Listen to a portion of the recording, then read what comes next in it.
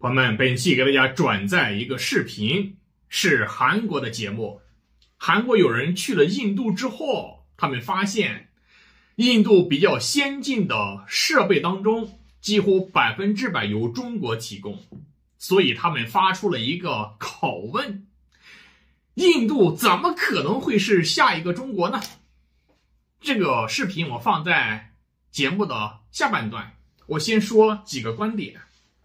首先，全世界只有印度会认为自己会成为下一个中国。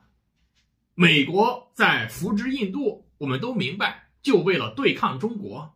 但美国绝对不会把印度扶植成为下一个中国。他现在认为中国挑战了他的全球霸主地位，他怎么可能再把印度扶植起来，也挑战自己的霸主地位呢？所以扶植印度是肯定的，在这个过程当中给印度挖坑也是肯定的。就像他会送给印度一部葵花宝典，但是里面会有很多的招式他已经变了，练到一定程度就会走火入魔，这是一定的。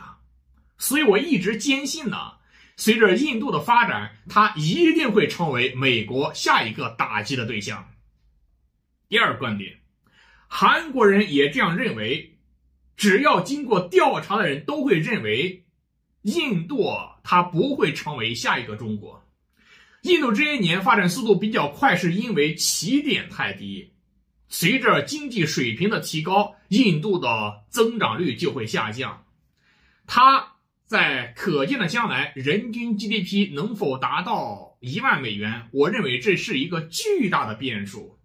大家都知道，中国发展到现在改革开放40年时间，印度它的政府工作效率、人民的生产力水平绝对没有中国高，甚至有印度专家直接说了，只有中国人的1/10。所以说给他100年的时间能达到中国同样的发展程度，那可就谢天谢地了。第三个观点，其实印度也好，越南也罢，在这几年都有巨大的外国声量要取代中国成为下一个世界工厂。但是我必须得说，这根本就不可能。要知道，他们这几年虽然能够发展很快，相当程度是因为中美战略博弈的结果。有些企业为了安全到他们国家进行生产，若有朝一日中美和好了，他们所依赖的客观环境就不存在了。他们之前是什么样，将来还会是什么样。但是就有这两个国家的人认为这是他们自己努力的结果，实在可笑啊。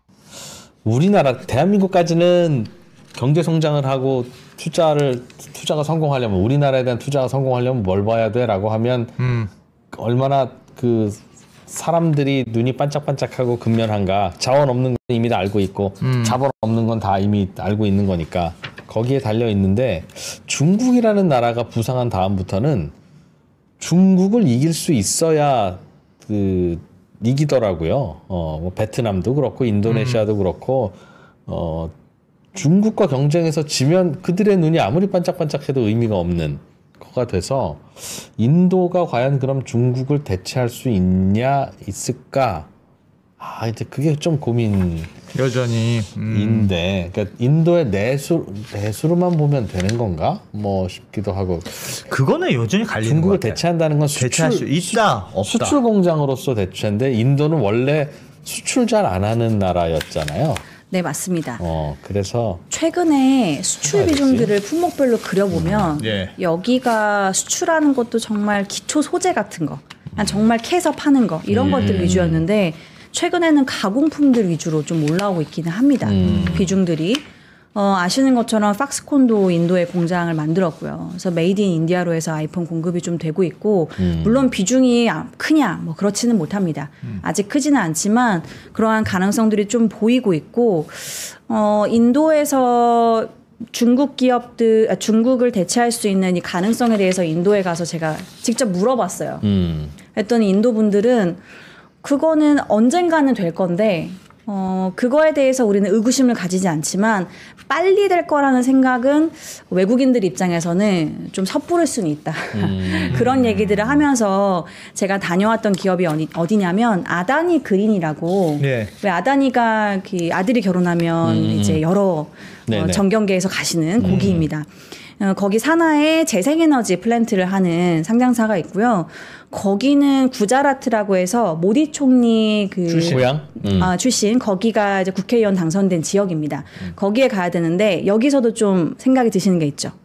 아다니는 왜 구자라트에 재생에너지 플랜트를 지었을까? 네, 정경유착이 있는 겁니다. 네, 거기는 모디 총리의 표밭이기 때문에 사실상 많은 투자를 아다니랑 모디랑 거의 한 몸이라고 많이 보거든요. 그런 투자를 많이 하고 있었고 구자라트 한복판이 그 중간 정도가 사막이에요. 그래서 절반은 재생에너지, 절반은 풍력 이렇게 플랜트를 구축하기 굉장히 좋습니다. 지금 보시는 차트 보시면은 전체 인도의 에너지원에서 30% 정도를 노란색 반대요. 태양광으로 채우겠다고 얘기를 하고 있습니다. 놀랍게도. 태양광? 네. 에너지원에서. 그리고 전체 재생에너지에서 60% 정도가 태양광이 됩니다. 예. 그러니까 인도 정부도 태양광에 대한 투자를 굉장히 원하고 있다라는 거예요. 그래서 이번에 아다니 그린도 다녀왔던 건데 아다니 그린 가서 제가 굉장히 놀랐던 건 지금 가까이서 사진을 좀 못 찍게 해가지고 제가 자세히 이 주민을 못했었는데 놀랐던 거는 대부분 모든 장비에 다 중국어가 쓰여 있더라고요. 네, 중요한 연결하는 포트라든지 생산 설비, 장비 다 중국어가 쓰여 있어서 제가 궁금해서 아다니 그린 IR한테 물어보니까 아주 당당하게 100% 중국산이라고 하더라고요. 모든 생산 설비, 장비, 심지어 여기는 태양광 플랜트였는데 태양광 셀조차도 중국 거를 들여와서 여기에서 태양광 모듈이랑 패널을 만든다라고 이야기를 했습니다. 근데 놀랍게도 미국의 수출을 일부 하는데 IRA 적용을 받는다고 합니다. 중국 걸 다 썼는데도? 네. 미국이 바이든 정부는 이걸 눈 감아줬던 거죠. 근데 제가 앞에 여기 스킵한 차트가 있는데 인도가 팬데믹 이후에 아직 중국 사람들 비자를 안 열어줬습니다. 아 정말요? 중국 사람이 인도에 못 들어가요. 그러니까 사람은 인도에 못 들어가는데 소재랑 물건은- 장비는 다 들어올 수 있습니다. 실용적이네. 네, 물론 여기 그 보더에 국경에 뭐 충돌이 있었고 이런 이슈 때문에 이걸 풀어주지 않았고 예. 이번에 갔던 포럼에도 중국 본토분들은 아무도 못 왔더라고요. 그러니까 홍콩에 레지던스가 있던가 뭐 싱가포르에 있던가 이런 분들만 들어왔지 사람은 안 되는데 장비랑 소재는 된다. 왜냐하면 싸니까. 그러니까 이들은 본인 나름대로의 어떤 이 우선순위를 잘 좀 갈라서 판단을 하는 것 같더라고요.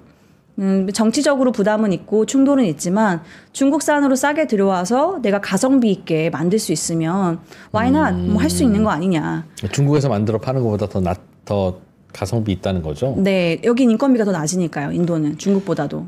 이 미국 입장에서 인도의 가치가 더 중요하게 생각이 될까요? 중국하고의 관계가 나빠지면? 그럴 수 있을 것 같아요. 그래서 바이든 정부도 2022년에 IPF, 인도태평양 경제기구 협약을 만든 거고 예.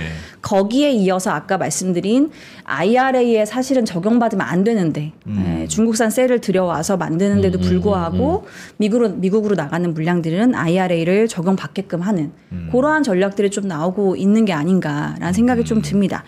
근데 이 설비가 100% 중국산이다 보니까 제가 좀 걱정이 됐던 게 네. 예를 들어서 중국 사람이 인도에 못 들어오잖아요. 네. 그럼 생산 설비가 갑자기 고장이 났어요. 그럼 어떻게 해요? 부품 같은 거 갈아 끼워야 돼요. 예. 이게 라인이 하루 서버리면 굉장히 손실이 크잖아요. 그럴 때는 그걸 대비해서 인도에 있는 중국에서 교육을 받은 인도 직원이 와서 수리를 한다고는 합니다. 그렇긴 하지만 제가 여기서 조금 생각했던 부분은 가능할지는 뭐 좀 지켜봐야겠지만 혹시나 예. 인도랑 중국이랑 충돌이 지금 또 트럼프가 들어와서 뭐 어떻게 될지는 복잡한 세법이 있지만 더 격화되면 누군가 차선책으로는 이 역할을 해줘야 되거든요. 그러면 제가 아까 그 날씨표에 뭐 이렇게 쭉 산업들 예, 그려드린 걸 보면 우리나라 기업들을 넣긴 했습니다. 태양광 기업들. 그래서 그러면 우리나라 기업들이랑 한번 협업을 고민해 볼 수도 있겠다. 네, 그런 생각을 좀 하긴 했고 그래서 인도의 태양광 시장이 좋아질수록 예를 들어서 지금까지는 중국이랑 그래 나쁘지 않게 한다고 하면 그러면 중국 기업을 사는 게 맞기는 하다. 그래서 인도에 지금은 태양광을 제가 예를 들어서 말씀드리지만 대부분의 제조업들이 중국산 설비, 중국산 소재가 들어와 제조하는 것들이 꽤 많더라고요. 중국은 미국이 제재를 했던 제조업 육성 전략이 메이드 인 차이나 2025였죠. 2025년. 그리고 인도는 자국 제조업을 육성하는 전략이 메이크 인 인디아인데 그러니까 저희가 제목을 좀 뽑아보자면 인도의 메이크 인 인디아는 중국의 메이드 인 차이나 없으면 안 되는 겁니다. 네, 이 두 개가 공생하는 관계이고 그래서 대체라는 거는 조금 더 뒤에를 보셔야 될 것 같고요. 지금 당장은 둘이 같이 한 몸으로 갈 수밖에 없다. 지금은 아직은 중국 없으면 안 되는 거네요. 그러면 네, 인도도 중국이 상당히 필요합니다. 그리고 이번에 제가 인도의 BYD 판매하는 유통상도 다녀왔는데 인도는 인도 안에 생산 시설이 없으면 자동차는 5만 대 이상 판매를 못합니다. 외국계 브랜드는. 그래서 BYD도 딱 5만 대 정도만 팔 수 있고 그러다 보니 인도의 이 랜드마크라고 하는 유통상을 통해서 판매하는데 그냥 슬쩍 사석에서 얘기해줬던 건 BYD가 아단이랑 좀 협업을 고민할 수도 있을 것 같다 이런 얘기를 하더라고요. 그러면은 생산 설비 지으면서 여기서 더 많이 공격적으로 판매를 할 수 있는 거고 왜냐하면 아다니가 산하에 자동차 기업이 없습니다. 네, 근데 BYD는 자동차도 잘 만들고 아까 재생에너지 플랜트 한다고 말씀드렸잖아요. 태양광, 풍력은 또 ESS가 필요합니다. 저장 장치가 필요한데 BYD는 배터리부터 뭐 밸류체인을 다 만들죠. 그러니까 협업하기 굉장히 좋은 구조일 수 있고 이미 기사화로도 조금씩 나오고 있기는 하더라고요. 그렇게 되면 우리나라 현대차가 좀 힘들어질 수는 있겠다. 네, 현대차 이번에 자금 조달한 거 100% 전기차 생산시설에 넣겠다라고 했거든요.